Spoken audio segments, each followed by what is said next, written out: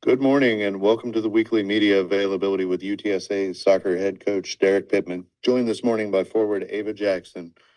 The Roadrunners secured a pair of victories in San Antonio this week to close the non-conference slate on a winning streak and move to fourth in the American standings, defeating UIW in the hometown showdown and then East Texas A&M on Sunday in the soggiest of possible conditions. UTSA opens conference play on Thursday at Florida Atlantic, and then Sunday is the first bye of the season. Coach, can you get us started on looking back at last week's action and talking about what's ahead for the Roadrunners? Yeah, thanks, Michael. Really pleased with how we came home after the Colorado trip. We took our lumps a little bit in Colorado, and so things we had to fix, things we had to continue to adjust and get better on the attacking side of things. And I thought we did some really positive things on Thursday against UIW. UIW is always up for that game, and so are we. It's got definitely a lot of intensity to that game, local rivalry, being able to play it in such a cool environment at Toyota Field. And we're grateful to SAFC and their organization for, giving us that opportunity, and both UIW and UTSA's administration and supporting that effort. So it was fantastic contest. I thought we did a good job of disrupting them, their flow of possession and things they were trying to do. And then to get an early goal, if you will, halfway through the first half, it was great to see our pressure and our relentless mentality to be able to create that opportunity. I thought we could have had a couple others, but again, just some positive play with the ball, creating better opportunities and chances for our team to score. And then, second half, I thought we did a much better job of dominating play and could have had a few as well. But again, it was a typical local rivalry, if you will, between the two programs. It was super intense, and it was great to play in front of the great crowd that we were fortunate enough to have at Toyota Field. And then, to be able to get back to Park West, play at home yesterday against a very gritty, tough, just a hardworking East Texas A&M team. We knew they had some players that we needed to be aware of up front. I thought our team, our staff prepared our players properly. Our players went out and executed the game plan very, very well. We knew we wanted to jump on them early, and it was great for Ava to get a goal in the first 5-6 minutes of the game. And it came from exactly what we wanted, which is to create some width, be able to get some balls in the box. The conditions weren't great, obviously, with all the heavy rain that we have, but it's just preparing us for Florida coming up this week. But, I didn't think we started well, but I think we kind of took our foot off the gas a little bit after the early goal, and would have liked to have seen us capitalize a little more before going into half, but that wasn't the case. But really challenged the players in the second half to come out and play with a little bit more of a hungry, relentless mentality to score more goals and create more opportunities, and we did exactly that. I thought we created a handful of really good chances. I think we ended up with 11 or 12 shots in the second half. We had 5 or 6 corners in the second half, better on set pieces, all of those different things. We were better in our wide play and our creativity to get into dangerous areas, and which, Ava ended up finishing with 5 shots on the day, and to be able to get the goal she did, and then as well as some other teammates that were able to come through and score some quality goals towards the end of the game. So, yeah, all of that to be said, it was a fantastic weekend for us to get 2 wins back here in San Antonio, and now we go on the road to conference play. And yeah, we were expecting rain and thunderstorms while we're there in Florida. So we've played in a couple rain games now, so we're prepared for it. We're ready for it. I know our players will adjust to the conditions and be up for the conference opener starting out on Thursday. So I'll go ahead and jump in and ask Ava a question. Obviously, that was a big goal to both for you and for the game.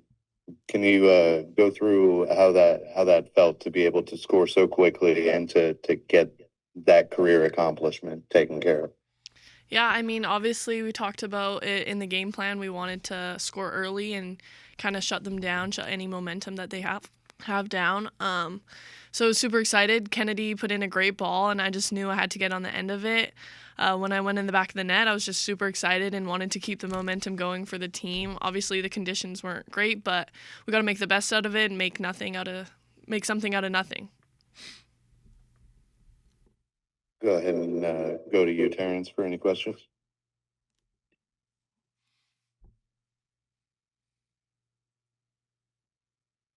Terrence, you there? You're on mute.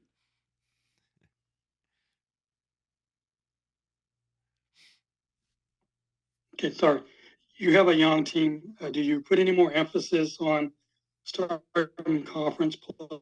You kind of just let them approach it as just another game? Yeah, I mean, we know what this is, right? Our goals have been the same, since the beginning, which is make the conference tournament, give ourselves an opportunity to compete for a championship. And in order to do that, you got to start with game one. And we're not looking any further ahead than what we've got to prepare for against Florida Atlantic. Florida Atlantic's a very good team. We've always had really tight matches against them, both here in San Antonio as well as there in Boca. I have a lot of respect for Patrick Baker and his staff and what he's been able to do there at FAU. They played a really difficult schedule. I think they're finding their rhythm right now. They've won 2 of their last 3 games. They're playing pretty well. So they've got a handful of kids that we've got to be aware of. But we're going to prepare for them just like we do any other. I know our players will be up for it, without a doubt. We know it doesn't matter what we've done at this point in time in regards to the non-conference. Those are just, precursors to what really matters, which is getting league play started on the right foot. So we know our players are focused on their recovery today, have a good training session tomorrow, jump on a plane Wednesday morning, head out there to Florida, get a good session in there before we play Thursday night. So, we've got a young team, but I don't consider them young anymore. We've done a really good job of rotating players and playing. I showed a stat to the team the other day. We've played 18 to 20 players in almost every game, and I think yesterday we played 21 players in the game. So we've tried to use our depth, and as well as giving some of our young players as much experience as possible going into conference play, because we know that we're going to need our depth. We're going to need the way we play. We rotate a lot of players. We want to keep the energy level high.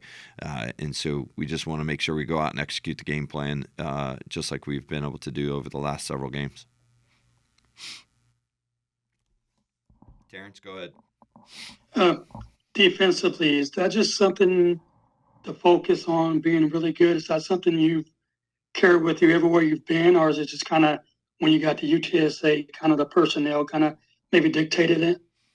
Oh, it's definitely something that's a moniker of my teams for sure. My 15 years as a head coach, I'm a firm believer that if you have a really good defensive group and if you defend as a collective whole, I mean, Ava can attest this. As a forward, we demand that she press and cause problems just as much as we would ask, our back line to. But we also challenge our back line to be just as attacking minded as we would our forwards. So we have to all, that's the one thing about soccer, in my opinion.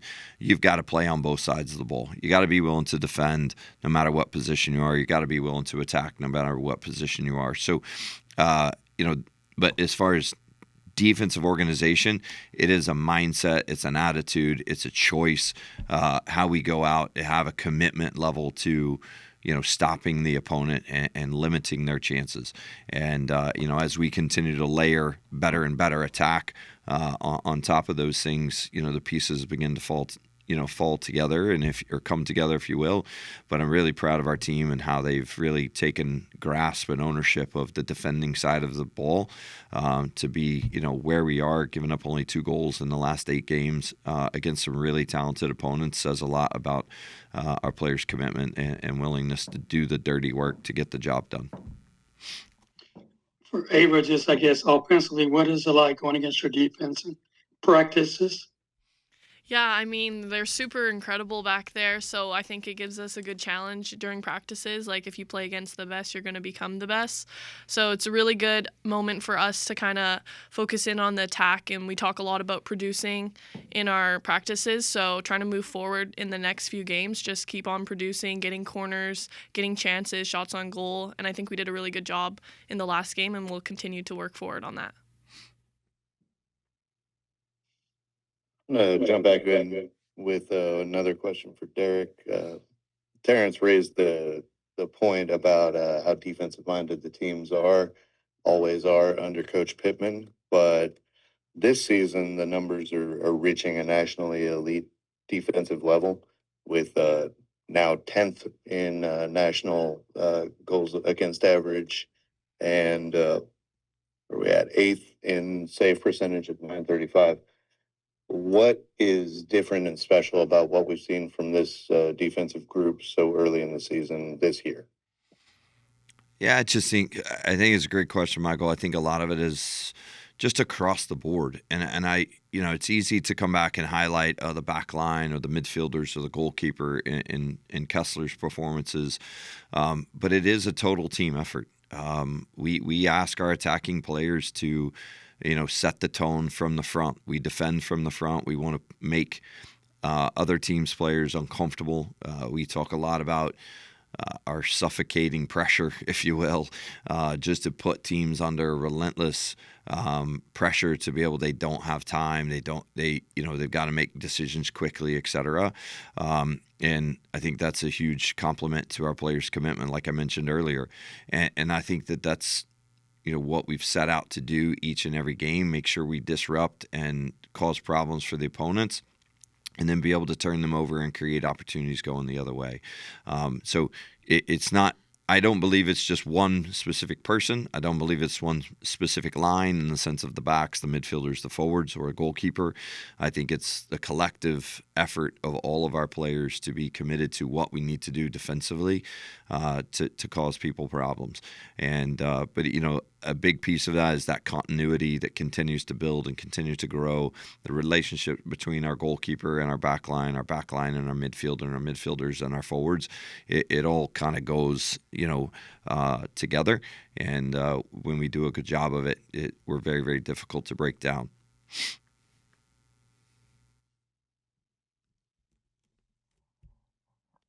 Go ahead, Terrence, if you got anything.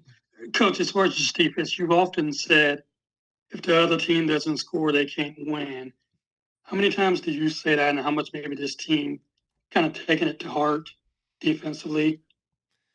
Well, don't get me wrong, Terrence. I want to score goals too, and we work a ton on it, and we have been for the last couple of weeks. I mean, I do think, right or wrong, it is easiest or easier, if you will, to implement your defensive strategies right from the get-go, because when you want to limit teams' space, we want to limit teams' time, players' time on the ball, et cetera, in certain areas of the field. We want to be good 1v1 defenders out in the wide flanks. We want to make sure that we're collectively, making sure that we're closing off space centrally, all of those things. So, that's stuff that we work on in the preseason. This team's, like I said, has sunk their teeth into that. They understand that. Those are non-negotiables for us in how we defend and how we go about our business from the front all the way to the back. But, now it's a matter of, hey, and you saw some of it this weekend.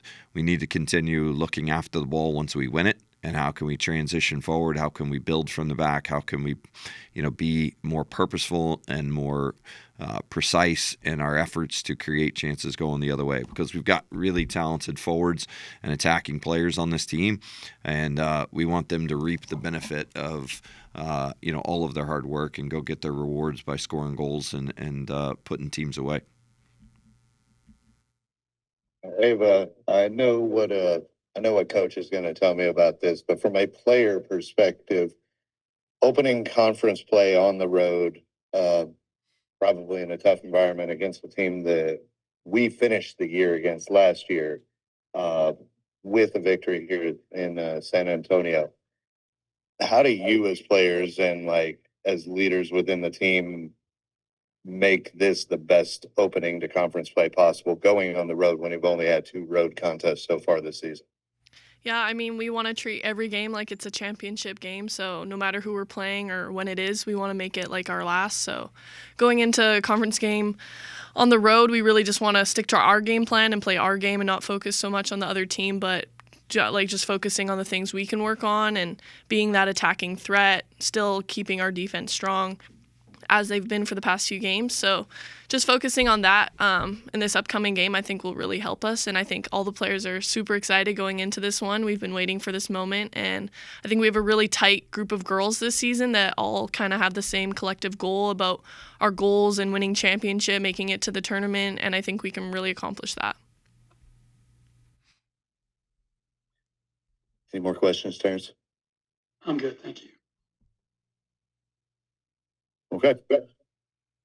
Well, if nothing else, then thank you everybody for joining us, and thank you, Ava, for coming on today. And we'll look forward to watching the Roadrunners against the Owls on Thursday, and then catching the first bye of the season to get rested and ready to go up against North Texas next week. Thank you, everybody. Thank you, guys. Thanks. Birds up.